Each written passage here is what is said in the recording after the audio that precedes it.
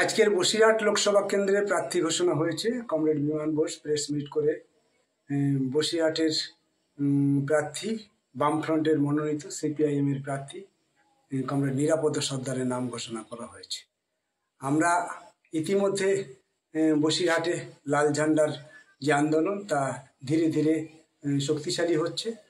সন্দেশখালীর ঘটনা বসিরহাটের আন্দোলনকে আরও বেশি সংহত করেছে।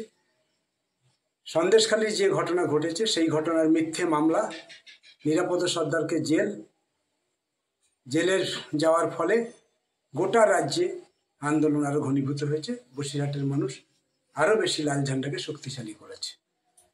ফলে বসিরহাটের বাকি যে প্রার্থীগুলো আছে বিজেপি, তৃণমূল এবং আইএসএফ, এই সমস্ত প্রার্থী থাকা সত্ত্বেও আমি মনে করি যে বসিরহাটের বেশিরভাগ মানুষ হচ্ছে বাম মনোভাবাপন্ন।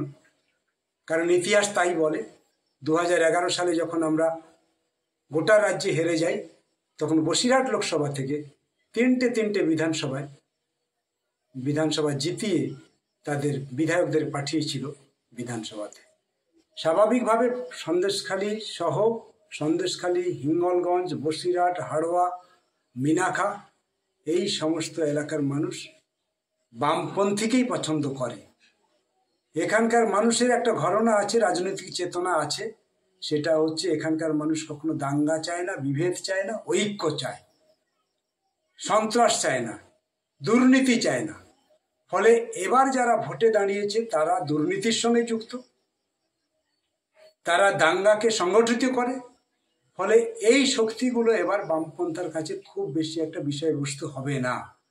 অন্যদিকে আইএসএফ, তাকে সংহত করার জন্য বামপন্থীরা যথেষ্ট আলোচনা করেছে, অনেক গুরুত্ব দিয়ে আলোচনা করেছে। সারা দেশ জুড়ে বিজেপির বিরুদ্ধে সব বিজেপি বিরোধী শক্তিকে যেমন ঐক্যবদ্ধ করার চেষ্টা হয়েছিল, আমাদের রাজ্যে পশ্চিমবঙ্গে কমরেড বিমান বোসরা ঠিক তেমনি তৃণমূল এবং বিজেপির বিরুদ্ধে যত শক্তি আছে সব শক্তিকে ঐক্যবদ্ধ করে তাদের বিরুদ্ধে লড়াইয়ের ডাক দিয়েছিল এবং সেই লড়াই করার চেষ্টা হচ্ছিল এতদিন ধরে।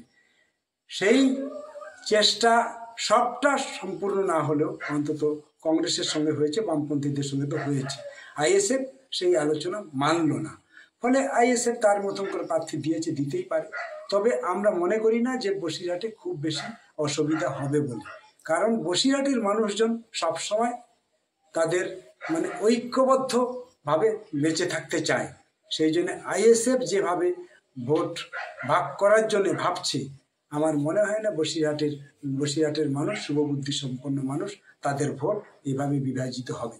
কারণ বসিরহাটের মানুষ এবার চায় লাল, সেই লাল দুর্গকে আরো শক্তিশালী করার জন্য তাদের এই বসিরহাট থেকে একজন প্রতিনিধি অন্তত দিল্লিতে পাঠিয়ে তাদের কথাগুলো বলার জন্য, গরিব মানুষের কথাগুলোকে বলার জন্য একটা লোক দরকার। সেই লোকটা হচ্ছে বামপন্থী সংগঠক এবং বামফ্রন্টের মনোনীত প্রার্থী কমরেড নিরাপদ সর্দার। আমি আশাবাদী বসিরহাটের মানুষ আমাদের লাল ঝান্ডাকেই জেতাবে এবং দিল্লিতে পাঠাবে।